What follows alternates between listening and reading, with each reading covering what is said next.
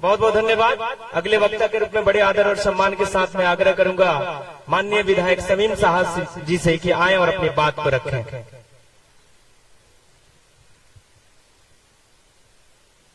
आज सिवान जिला में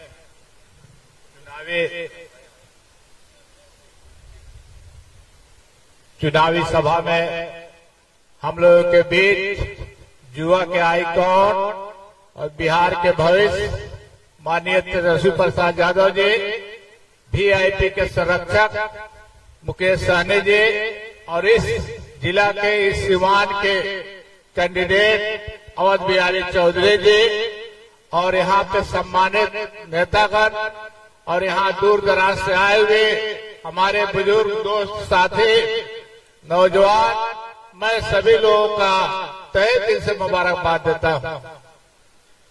आज आप देख रहे हैं कि देश में दो धारा की लड़ाई चल रही है। एक तरफ संविधान बचाने की बात हो रही है और दूसरे तरफ खत्म करने की बात हो रही है।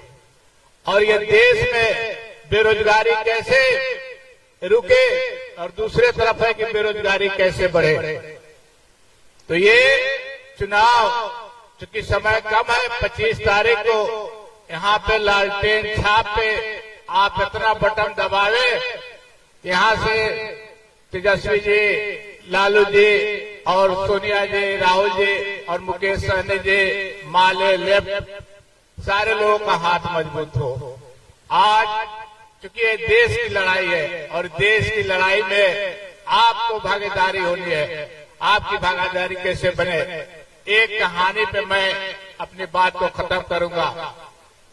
एक जंगल में आग लगी थी, एक छोटी सी चिड़िया नदी से पानी लेकर के उसमें एक एक बूंद डाल रहे थे।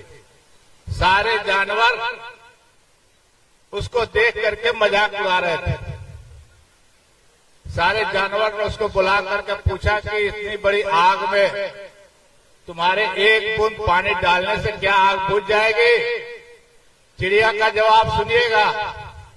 चिड़िया ने बोली कि मैं भी समझता हूं कि इससे आग नहीं बुझेगा, लेकिन जिस दिन इसका इतिहास लिखा जाएगा तो मेरा नाम इस जंगल के बचाने में लिखा जाएगा, न कि आग लगाने वालों में लिखा जाएगा। तो ये देश की लड़ाई है। इस देश में आप सभी एक एक वोट दे करके अपनी भागीदारी को भारी मतों से सिद्ध करें और इनको विजयी बनावे। यही बात करके मैं अपनी बात को समाप्त करता हूं। शुक्रिया। बहुत बहुत धन्यवाद। अगले वक्ता के रूप में गरीबों, पिछड़ों, शोषितों के मसीहा, रोजगार मसीहा, हम सभी के नेता आदरणीय श्री तेजस्वी प्रसाद यादव जी से आग्रह है कि आए अपनी बात को रखें। तेजस्वी यादव जिंदाबाद।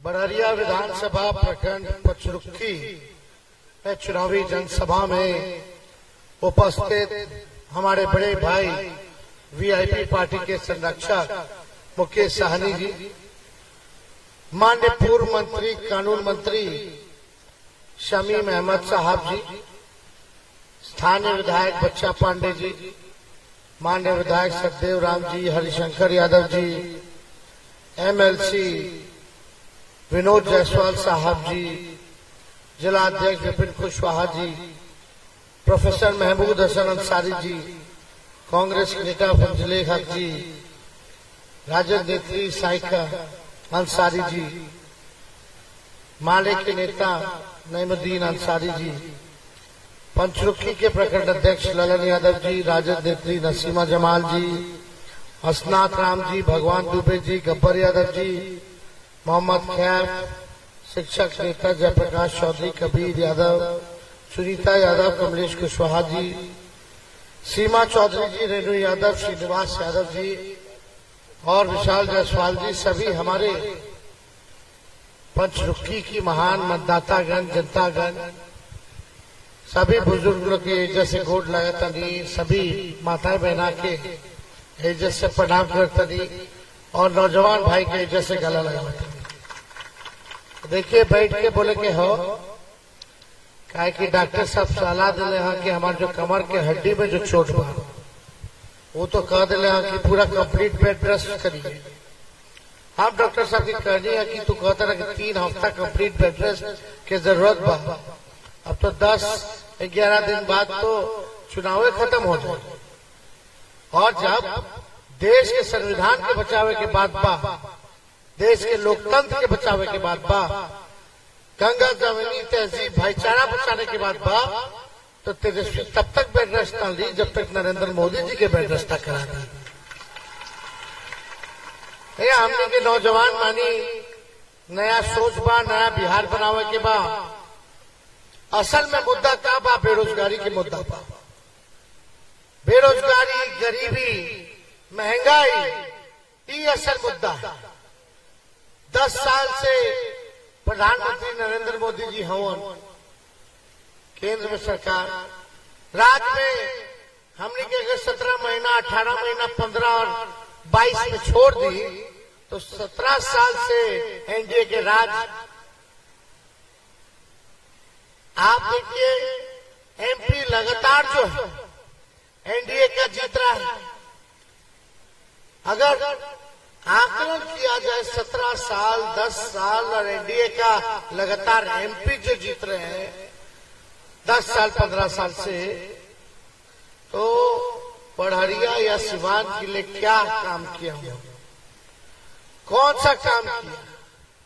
बढ़िया में कोनो कारखाना खोल दिले, कोनो बढ़िया अस्पताल बना दिले, विश्वविद्यालय बना दिले, कोनो अच्छा स्कूल बना दिले, नौजवान लोग के नौकरी दिला दिले, पलायन रोक दिले। कौन सा? या किसानों के आय दुगुना कर दिले, या कटनी हुआ, फसल के सही दाम मिल रहा है नहीं मिल रहा, कि किसान भाई लोग बच जानता है। तो काम ऐसा क्या हुआ?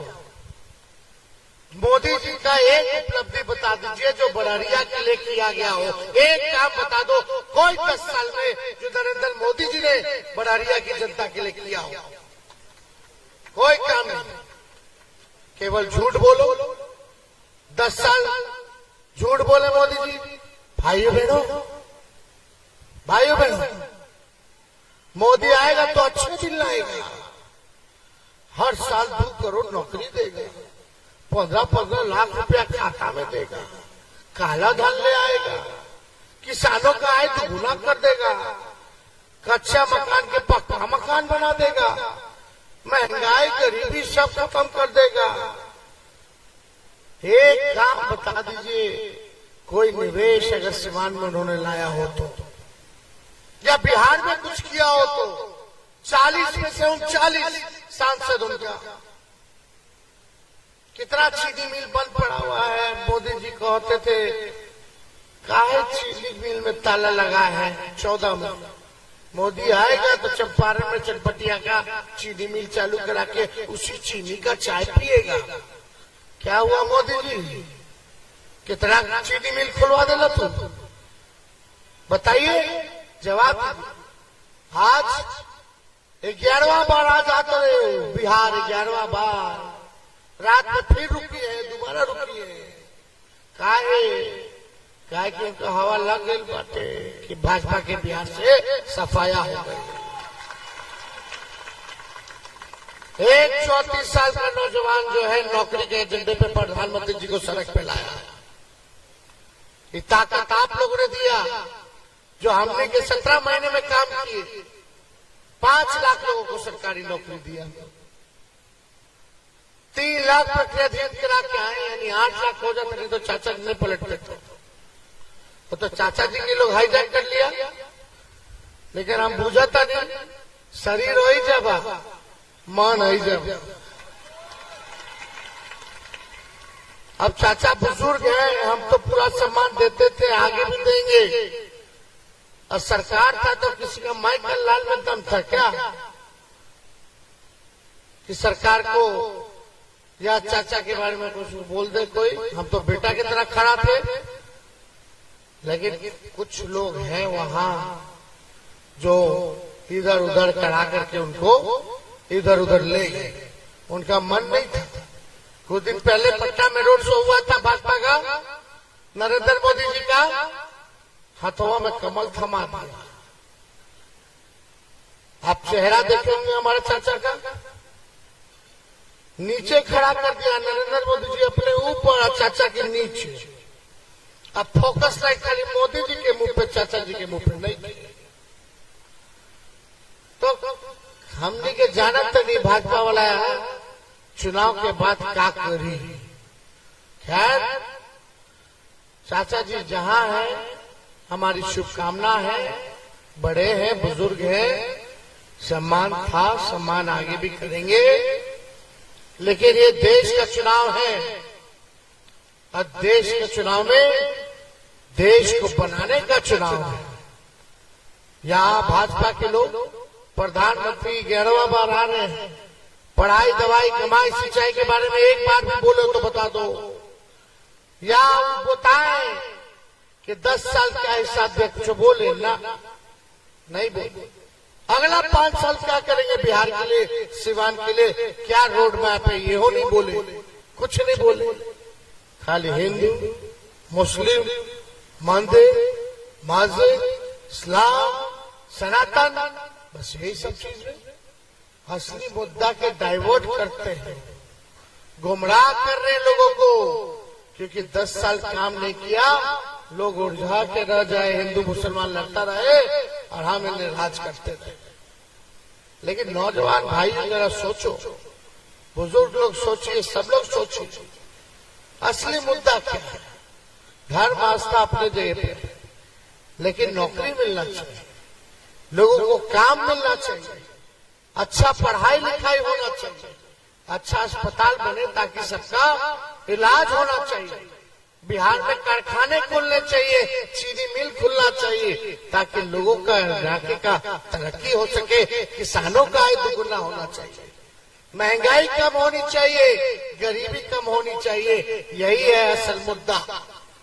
हम लोगों ने 8 लाख नौकरी तो दिया, 5 लाख नौकरी दिए, 3 लाख प्रक्रियाधीन करा के आए, नियोजित शिक्षक 4.5 लाख को राजकीय कर्मी का दर्जा दिलाए, आरक्षण की सीमा को 17 महीने में ही 75% किए, जाति आधारित गणना कराए, tourism policy, sports policy, IT policy हम लोगों ने बनाया, इन्वेस्टर मीट करके निवेशकों को बुलाया। अब पहली बार बिहार में 50,000 करोड़ का एग्रीमेंट निवेशकों से साइन कराए कि बिहार में इतना निवेश आप कीजिएगा। ये सारा काम उपलब्धि हम लोग कर रहे थे काम, लेकिन भाजपा के लोगों का एक ही काम, जहां स्थिर सरकार उसको तोड़ो, चाहे बिहार का हो, झारखंड का हो, महाराष्ट्र का हो, छत्तीसगढ़ का हो, मध्य प्रदेश का हो, कर्नाटका का हो, राजस्थान का हो, ईडी सीबीआई लगाओ, तोड़ो, पैसा दो, विधायक खरीदो, केवल हो आज चाहे जनता केकरो सरकार चुनी, लेकिन बाद में भी बीजेपी सब करके अपना राज लाना चाहता है, तानाशाही कायम करना चाहता है। तो बताओ कहाँ रह गया लोकतंत्र? कल होगा तो चुनाव नहीं होगा, लेकिन मोदी जी काम के बारे में नहीं बात करते। बिहार आएंगे तो हिंदू मुसलमान तो करवे करते हैं, और ढेर गाली लालू जी के दी है, एक बात, कोई तर्क नहीं। हम लोगों को गाली देने से नौकरी नहीं मिल रहा है लोगों को, कारखाना नहीं मिल रहा है लोगों को, अच्छी शिक्षा नहीं मिल रही, अच्छी चिकित्सा नहीं मिल रही। कल ही मुख्यमंत्री जी आए थे, हाई स्कूल का डिमांड था यहाँ के नौजवानों को। 17 साल है सरकार, 17 साल से 10 साल केंद्र में, यहाँ 17 साल MP उनका लगातार कितना साल से, फिर भी आप लोगों को मांग करने की जरूरत पड़ रही है, फिर भी मांग कर रहे हो। और सवाल पूछा जा रहा तो लाठी मिल रहा है, फिर भी लाठी खा रहे हो। अवध बिहारी चौधरी जी को हम लोगों ने प्रत्याशी बनाया है, MLA कई बार आ चुके, अभी भी सिवान से MLA है, पुरान नेता है, अनुभवी नेता है, मंत्री रहे, मंत्री का तजुर्बा है, स्पीकर का तजुर्बा है विधानसभा का, और कैसा प्रत्याशी चाहिए आपको जिसको किसी चीज का ज्ञान नहीं, जिसको किसी चीज का तजुर्बा नहीं, तो सिवान के लिए आवाज पार्लियामेंट में कैसे उठाएगा? आवाज बिहारी रहेंगे तो सिवान के लिए ठोक करके पार्लियामेंट में आवाज उठाने का काम करेंगे। जितना प्रत्याशी है दिल पे हाथ रख के कहिएगा कि इनसे ज्यादा कोई अनुभवी अज्ञान वाला है क्या? ईमानदारी से कहना, ईमानदारी से, कोई नहीं है। तो हम लोगों ने इतना बढ़िया प्रत्याशी दिया, हर जाति के लोग, हर वर्ग के लोगों से, हर धर्म के लोगों से अपील है कि इनको जिताइए। और हमें पूरा विश्वास है कि हम लोग सरकार बनाने जा रहे हैं, 300 पार हम लोग कर रहे हैं। और सरकार बनेगी तो 1 करोड़ नौजवानों को सरकारी नौकरी पूरे देश में हम लोग दिलाने का काम करेंगे। हम लोग झूठा वादा नहीं करते, जो कहे वो करके दिखाए। 5 साल मौका मिला था तो सोचो कितना को सरकारी नौकरी मिल गया था, जब 17 महीने में 5 लाख और 3 लाख प्रक्रिया दिन हम करा के आए। राहुल जी से हम लोग तय किया 1 करोड़ लोगों को हम लोग देंगे। 30 लाख पद रिक्त है, 70 लाख सृजन करना है, क्यों नहीं हो सकता? मोदी जी तो हर चीज बेच दे रहे हैं, तो कहां से नौकरी लगेगा? सब चीज प्राइवेटाइजेशन कर रहे हैं। आर्मी में, सेना में अग्निवीर लाके 4 साल में बाहर, अपने 75 साल से हो गए, 5 साल और मांगे तरे। हमारे नौजवान भाई के सेना में देखने जाए के बाद 18 में ज्वाइनिंग है, 22 में रिटायर। ये कहाँ का इंसाफ है भाई, कहाँ का न्याय है? इसलिए अग्निवीर योजना को हम लोग खत्म करेंगे और गरीब बहनों को साल में एक बार 1 लाख रुपया का सहयोग किया जाएगा। यानी हर महीने 8,333 रुपया हमारे गरीब बहन के खटाखट अकाउंट में डायरेक्ट जाएगा। 500 रुपया में गैस सिलेंडर हम लोग कर देंगे, जो मोदी जी ने 1200 गैस सिलेंडर कर दिया। सिलेंडर है लेकिन गैस भरवाने का हिम्मत किसी को नहीं है, इसलिए वो काम करेंगे। 200 यूनिट फ्री में बिजली दिया जाएगा। 10 फसल पे हम लोग जो है एमएसपी किसानों का तय करेंगे। ये सारा हम लोग काम करने जा रहे हैं, लेकिन आप सब लोगों का सहयोग चाहिए। 5 किलो अनाज नहीं, हम लोग 10 किलो अनाज दिलवाएंगे, 10 किलो। तो ये सारा काम हो रहा है, लेकिन सिवान की जनता से यही अपील है कि एकजुट रहिए। ये लड़ाई कोनो मेरा अपना व्यक्तिगत लड़ाई नहीं है, किसी व्यक्ति का चुनाव नहीं है, ये पूरे देश का चुनाव है। देश के संविधान, लोकतंत्र, आरक्षण को बचाने का चुनाव है, ये भाईचारा बचाने का चुनाव है और तानाशाही को खत्म करने का चुनाव है। इसलिए आप सब लोगों से अपील करते हैं कि चुपचाप लालटेन छाप, एकदम चुपचाप लालटेन छाप, लालटेन पे बटन दाबिए। हम कमर में चोट है, हड्डी में, लेकिन फिर भी हमने ठाना है। 180 से भी ज्यादा रैली हम लोग 185 के आसपास, क्या 185 के आसपास हम लोग रैली कर ली। और हम तब तक चुप नहीं बैठेंगे जब तक अपने नौजवान भाइयों को नौकरी और रोजगार नहीं दिला देते। बेरोजगारी से जब तक आजादी नहीं दिला देते, तेजस्वी आप लोगों के लिए लड़ने का काम करेगा। इसलिए ज्यादा समय नहीं के, और भी जगह हम नहीं के जाए के बाद, तो आप लोग आशीर्वाद दीजिए, ताकत दीजिए, और आप लोग कहिएगा तो हम चौधरी जी के, हमारे अभिभावक के विजय के माला पहना दे। दोनों हाथ उठा के बताओ।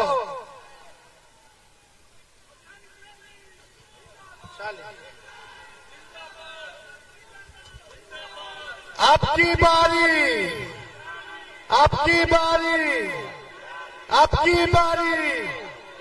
बड़ारिया की जनता जिंदाबाद, पंचरुखी की जनता जिंदाबाद। बहुत बहुत धन्यवाद। जय हिंद, जय बिहार। तेजस्वी है तो ताकत है,